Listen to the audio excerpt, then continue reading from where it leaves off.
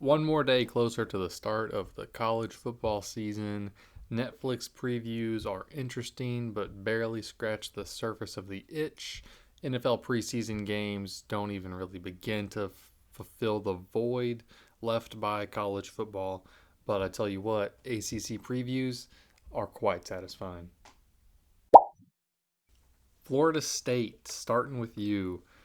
2024, should I even bring it up? Or should I just say yikes? You went 2-10. Yikes. 2025 coming into the year, your over under is 7.5. I don't think another 2-10 another 2-10 season is what you're in for, but I do see your floor sitting around the 4-8 mark. You fell way off the mountaintop last year from where you were the year prior, going undefeated, winning the conference. That playoff snub really carried over to the next year. Transfer portal, you brought in DJ Uiagalelei, however you want to say it. Obviously, that didn't pan out very well. But this year, 4-8 is the floor, the ceiling, probably around the 8-4 mark. Like I said, you're probably not going to have another 2-10 type year, but you're also not just going to bounce back and start competing for the conference. At least you want to think so. In this day of portal roulette, y'all got the chamber with the bullet in it last season. You might want to take notes from Lane Kiffin, who seems to get that empty chamber pour every time. But the expectation, obviously, Mike Norvell, it's hard to say with the way that college football is, with the way that athletic departments are expending money now in the new age of the rev share and NIL. Coaches aren't, the leashes are going to be a lot longer for coaches. 2-10 shortens that leash pretty quick. So I still don't know that he would be fired after a bad year this year if it happened, because he's got a pretty big buyout.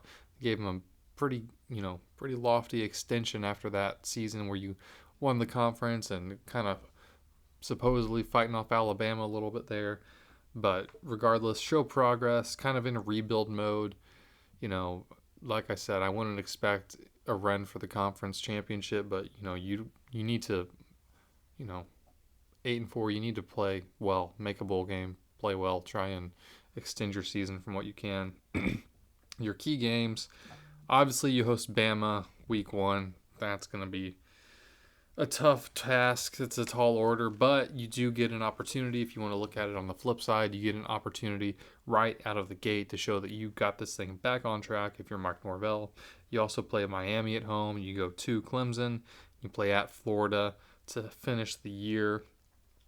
Kind of, trust but verify with Mike Norvell, panic mode style. He's gotten you, started out the year or his tenure there a couple of bad seasons, and then boom, popped a 10-win season, boom, popped an undefeated season, won the conference. But Thomas Castellanos from Boston College is coming in. Gus Malzahn at OC is coming in. Obviously, a new DC and Tony White. You cleaned house after last year, as you should have. How long will Norvell's leash be if they play bad? If they get cut and they start bleeding out week 1 against Alabama, how long is he going to be sticking around there? If they do pull the trigger on him and get it, and start a coaching search, what game, is that happen after? What's their record have to be? How do they look? It really depends a lot. If you're losing games like to Bama, if that's like a 23-20 type of game that you lose, if you play Miami and it's, something similar, maybe higher scoring, but you kept it close. If you're just competitive in these games and you're, pretty solidly winning the others, I would say that's probably enough for Mike Norvell to be kept there in Tallahassee. But regardless, looking forward to seeing what Florida State puts on the field this year. Hope it's not another 2-10 disaster. Quick note, I remember last year they had that week 0 game against Georgia Tech, and it was kind of high coming in, to the season on Georgia Tech, and Florida State's ranked top 10 at the time, and it looks like this big, massive upset, real exciting. And then Florida State goes and they lose to Boston College, I think, in the Monday night game. And then you kind of start to wonder what's going on with Florida State. Maybe that wasn't quite as big of an upset as it seemed at the time. And by season's end, that was obviously the case. But regardless, Georgia Tech, speaking of you, 7-6 last year. Coming into this year, your over-under is 7.5. So I am excited to watch this team this season. I would set the floor, however, at around 5-7, the ceiling being 9-3, which for Georgia Tech is pretty lofty. It would be a massive achievement. Expectations coming into this year look like you did last season, but make the record reflect it. If you can play the style of ball that you've been playing under Brent Key, that tough, gritty competitiveness that you show on the field, that you took Georgia to 7-8 overtimes with, can never remember which one it is. If you look like that, but you make the record reflect it, as in you go 9-3 and you look like that, that's what everyone's expecting. I would think that, I've got you as a dark horse playoff contender. I think you'll be in the conversation for a while about your conference title this year, depending on how things play out, obviously. But if you can keep up that fun style of play that they have had there, but like I said, make their record reflect it, do better than 7-6 this year. Definitely don't hit your floor at 5-7. That's what I would expect from Georgia Tech. Your key games, got at Colorado week 1. I think that's a Thursday night game. I don't remember. I should have wrote that down. But it's a good game there at Colorado. It's going to be fun to watch that. You got Clemson this year at Duke, and you play Georgia at the end of the season. So not a murderer's row. Those are your key games. You should, at the very least, I would say 8-4. You should at least hit that mark. If we're talking, if you're not hitting your ceiling, I would say at least 8-4. That's probably what you should hit, which would be the over at 7.5. 18th in returning production. Second in the ACC behind Clemson. So that's pretty important for a team like Georgia Tech, who doesn't recruit at the level that, say Clemson does or that Miami does. But if you can acquire and develop skilled players and keep them there, retain them once you've developed them so they have that continued year-over-year progression, then that is going to pay massive dividends in, your third every 3 years or so, every fourth year, you're going to pop a big season, and I think that's what we could be in for here in Atlanta. Really good coaches, obviously, that develop players. Brent Key's shown to be a really good coach. He's gotten some high-level recruits here and there. I would expect that to kind of continue. He just kind of sprinkles them in as he can. But the more success that they have on the field, obviously, the more of those recruits they're going to be grabbing in the state of Georgia. So big expectations this year for Georgia Tech. One of the teams I'm most excited to watch. Moving on to Clemson. Last year in 2024, you went 10-4. Won the conference, but you lost to Texas in the quarterfinal playoff matchup. Coming into 2025, your over-under is set at 9.5. I would think, would it be 10.5 if LSU wasn't on the schedule? Like if you removed LSU and you had scheduled, North Dakota State, that would be, 10.5, I would imagine. However, your floor is probably around the 8-4 mark. That's kind of what, has been shown over the last couple of seasons. When Clemson's not making the playoff, that their floor is around that 8-4 mark. Ceiling 11-1. So a little bit wider range of variability, but high level potential out of this team this season. The expectations for Clemson would be continue advancing through the playoffs, fight for your conference title and win it again, kind of look like the Clemson of old, look, tough up front on the line of scrimmage, have a little more, dynamic wide receiver play. I think you can do that this year. Your key games, obviously LSU week 1, probably the week 1 matchup I am most excited to watch. You go to Georgia Tech. You got Florida State on the schedule. You also play at Louisville and at South Carolina to finish the season, who beat you last year. Obviously, that LSU, South Carolina game, both of those out-of-conference opponents, not going to affect your ability to make the playoff if you go out and win the ACC. But if you wind up being one of those at-large teams, those two games are absolutely going to be considered whenever you're reviewing that playoff resume. So, some questions. Can Dabo still make Clemson great? they've kind of stepped back. They're not like a reload team, kind of how Bama or Georgia sort of were, or even Ohio State. They're not really a reload team, especially compared to what they were in the 20 teens. But they are kind of a window program at this moment in time, and right now they're at the top of their window. I think they're in for a great season. Can Dabo Swinney make them great? Beyond this, recruiting from the high school ranks has kind of fallen off a touch, and obviously we all know about the transfer portal hesitancy from that coaching staff. But like I said, peak of the window, talent acquisition. The 2025 class was the 28th overall ranked class. That whole transfer portal hesitancy is fine. It's his program. If that's how he wants to run it, that's how he's going to run it. But you got to keep up with high school recruiting. You can't be finishing 28th overall in recruiting and then not supplement from the transfer portal. We've seen, Georgia or Alabama, signed top 5 class after top 5 class, but because of the transfer portal and players leaving, they don't have that, second on the depth chart spot, that talent that used to just be there in the waiting, former 5-star whatever that is transferring out now to go play somewhere else. So, if teams like that who are recruiting at that level can't keep, enough depth like they once did, then I know you can't if you're signing the 28th overall class. So they need to figure something out there after this season. But I almost wonder what Dabo's future is there at all after this year, regardless of the outcome, just because it seems like they're kind of, at the peak of their current window, and they're going to at least be in a transition stage the next year or two after this. So regardless, speaking of the transfer portal, Miami is a team that has used that quite a lot, especially at the quarterback position. Last year, they went 10-3 with the number 1 draft pick for the NFL, Cam Ward, their quarterback, obviously. They went 10-3, but they lost 3 of the last 4, including the bowl game. So coming into 2025, Miami's over/under set at 9.5. It's pretty much the same floor to ceiling as Clemson. I got the floor at 8-4, the ceiling at 11-1. High range of variability for some different reasons, but still the same kind of scenario there. The expectation, obviously, I would say, is to play for the ACC title, make the playoffs, neither of which have been accomplished by Mario Cristobal yet at Miami, and that's exactly what he was hired to do.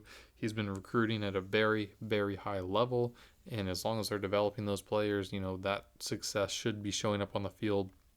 However, I would say they need to get back to, growing quarterbacks at home and not relying on the transfer portal every year for their quarterback. But their key games, another great week 1 matchup. They play Notre Dame at home. They got Florida at home this year. They go to Florida State, but they get Louisville and SMU both at home. No Clemson on the schedule. So depending on how things shake out between them and, I would say Georgia Tech, you're probably looking at, the most likely matchup in the ACC to be between Clemson and Miami, especially since they don't play each other. And both probably have one of their toughest games being in the out-of-conference. Carson Beck, what's he look like? Is he going to be healthy and stay healthy, both mentally and physically? Obviously, he got hurt last year at Georgia, didn't finish the season, but, he is supposedly, right now, he's throwing well. Apparently, he's rehabbed. He's, fully back to, full playability. He wasn't able to practice, however, with the team in the spring or in the summer, but, so fall camp is going to be his first time getting reps with his new teammates there.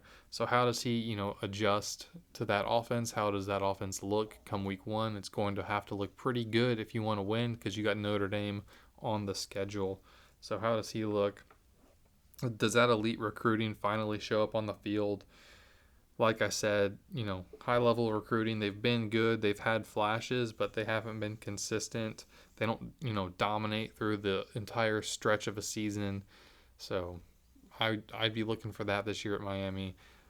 I would imagine that this is kind of a, if not now, win in a sense kind of year for whenever you're talking about talent development several years in, recruiting at a high level. If that talent's not going to pop now, then when will it? But regardless, Miami, Clemson, high expectations for both this season.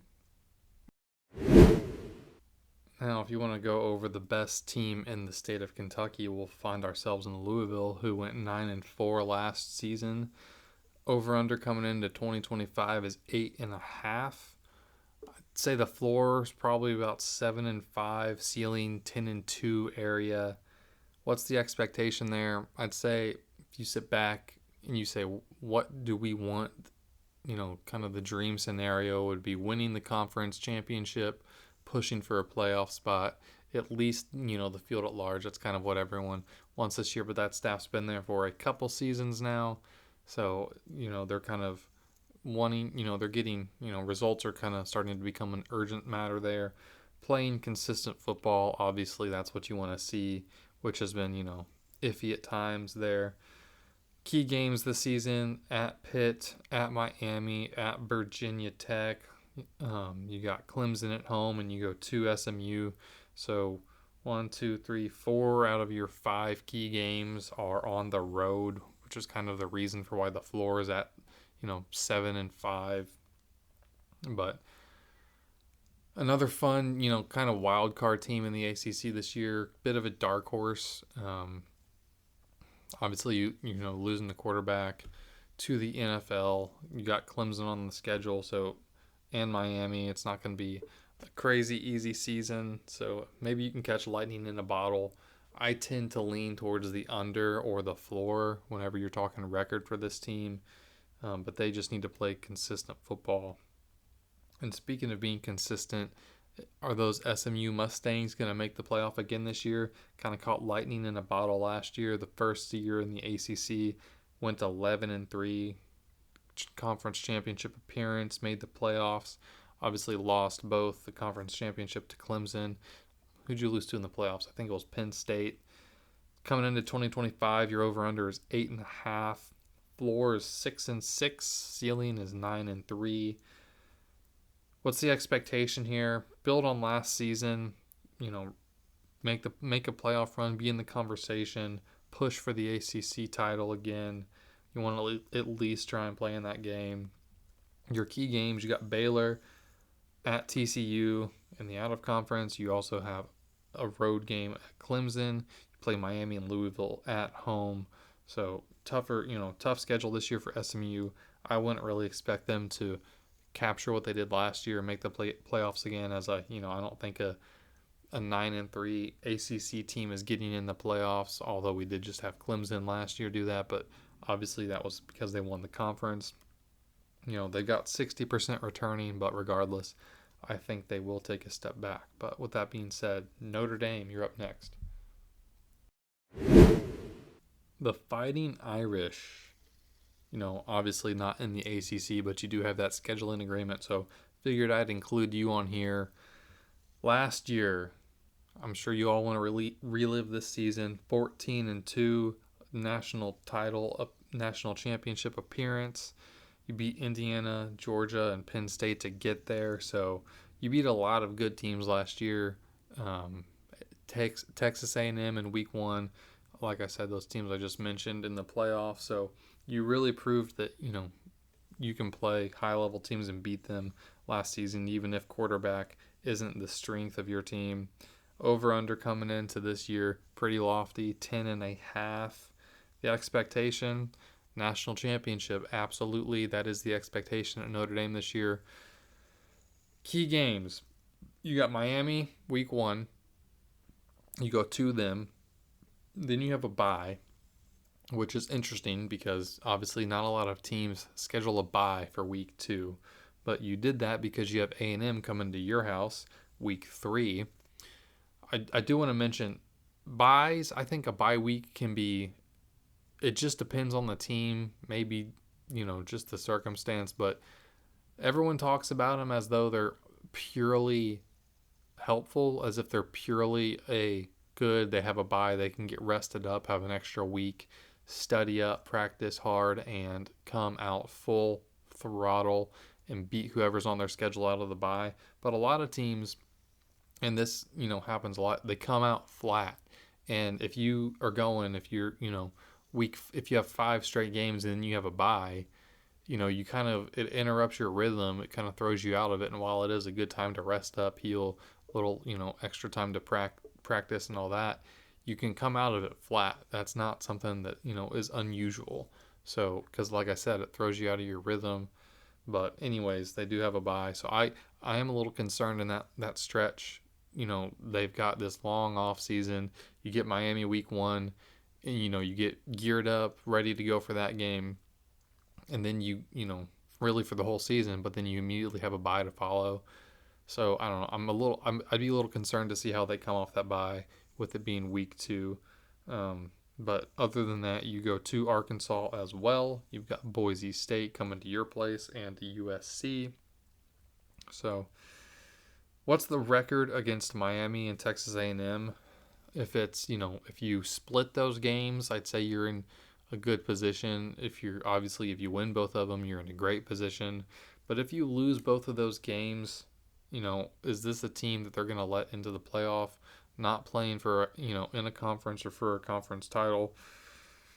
The answer may be, boring, which depends on what everyone else does. But I think that there's an argument to be made if you don't win, the 2 big games you have on your schedule, then, do you deserve a spot in the playoff? Still, something that's being talked about and debated. But CJ Carr, that's probably who you're going to be starting this year. How does he pan out? It's another reason why I asked that question. What do you do with Miami and Texas A&M? You're starting a new quarterback.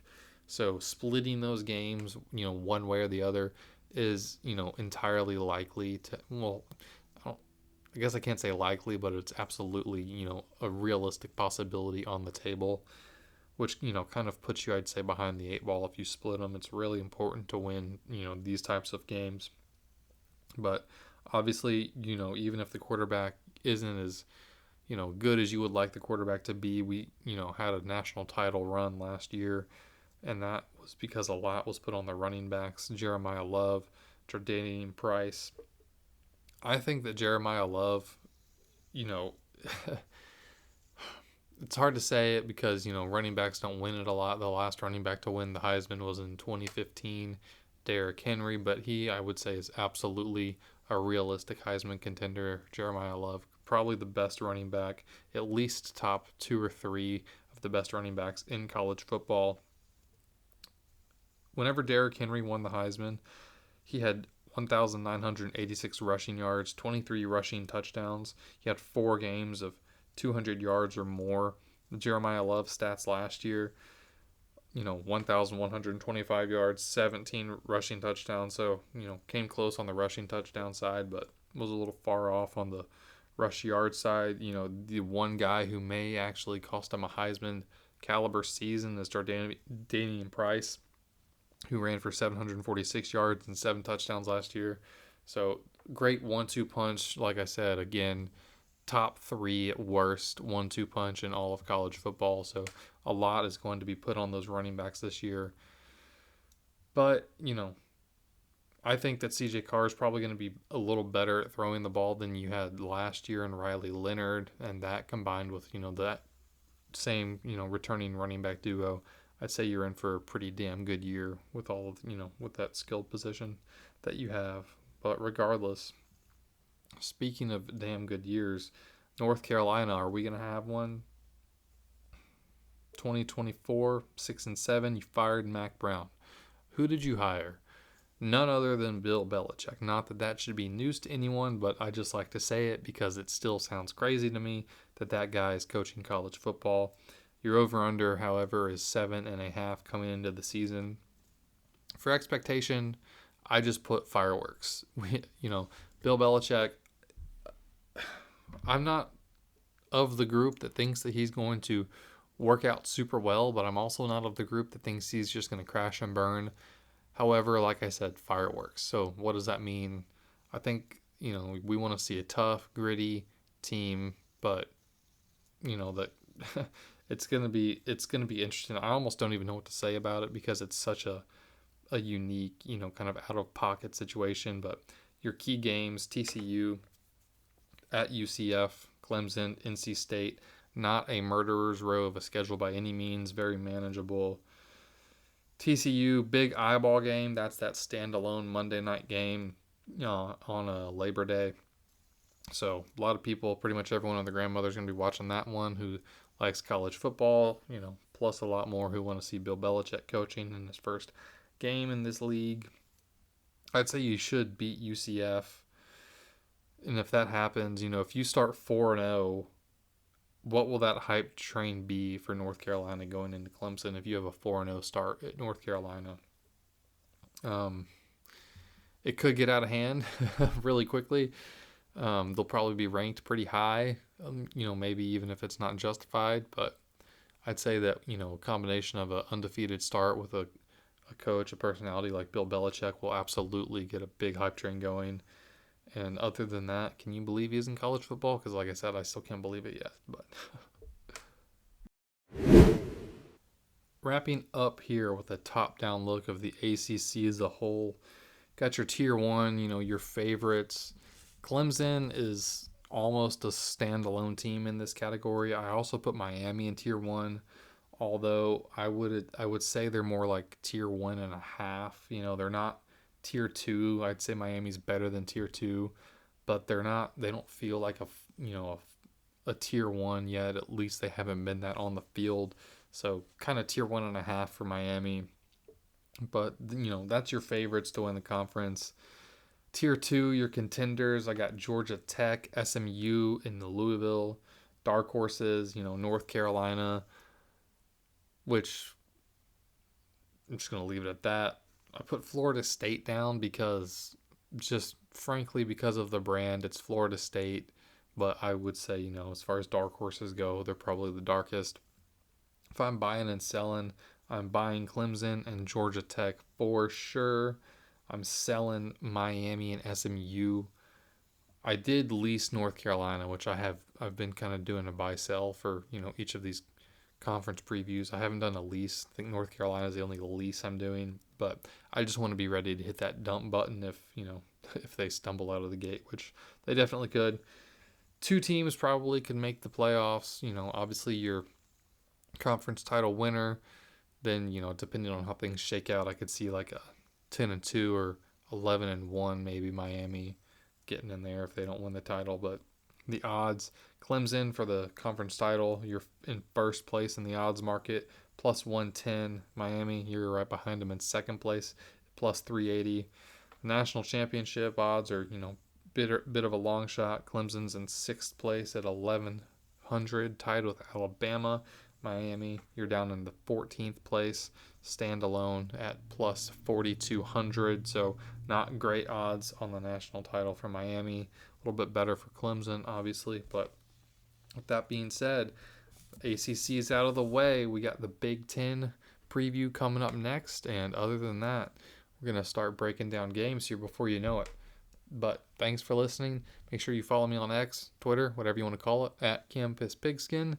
I really, feel like it's been a good episode of the College Football Podcast. So make sure you follow on Spotify, Apple Podcasts, wherever you listen to this. Subscribe on YouTube if you're over there. But until next time, thanks for listening.